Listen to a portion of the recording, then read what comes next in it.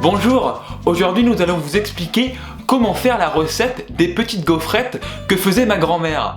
Alors il s'agit des petites gaufrettes de la région Nord-Pas-de-Calais, c'est une spécialité de là-bas, comme ma grand-mère, et la tradition veut qu'on les offre à notre famille, à nos amis, à nos voisins, pendant les fêtes de fin d'année. Commençons par le début. Qu'est-ce qu'il nous faut comme ingrédients ? Eh bien, si vous voulez faire à peu près 100 gaufrettes, il va vous falloir 1 kg de farine, 500 g de beurre, 500 g de vergeoise blonde que l'on appelle aussi de la cassonade et 6 œufs. Une fois que vous avez ces ingrédients, vous pouvez commencer à préparer la pâte. Alors tout d'abord, vous allez mettre votre farine dans un saladier, puis vous allez casser vos 6 œufs et les mettre avec la farine. Puis vous allez évidemment rajouter la vergeoise. Ensuite, vous allez faire fondre le beurre au micro-ondes pendant à peu près 30 secondes. Et en attendant, vous allez mélanger les œufs, la farine et la vergeoise. Une fois que ceci est fait, vous allez pouvoir rajouter le beurre fondu à votre mélange.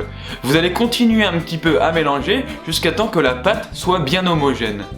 Une fois que vous avez bien mélangé, vous allez laisser reposer ceci pendant à peu près une nuit environ.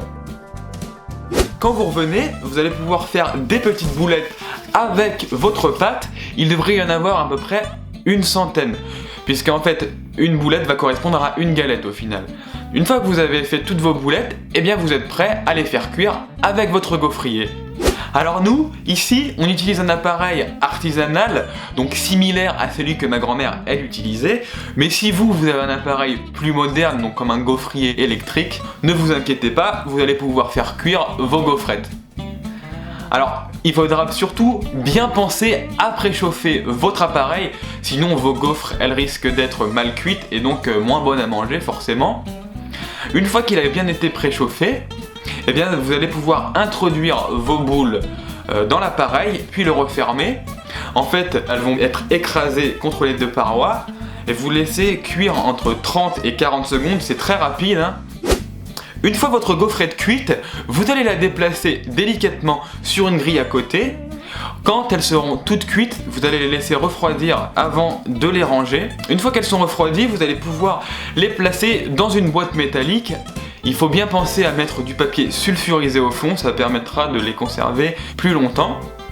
Alors si vous respectez bien ça, normalement vous pouvez conserver vos gaufrettes pendant à peu près un mois et demi, à condition évidemment de bien refermer cette boîte métallique. Voilà, maintenant vous savez tout pour pouvoir faire les fameuses gaufrettes du Nord-Pas-de-Calais. Vous pourrez peut-être en partager avec vos amis, si vous n'êtes pas trop gourmand bien sûr. J'espère que cette recette vous a plu et que vous allez vous régaler. À la prochaine. Salut!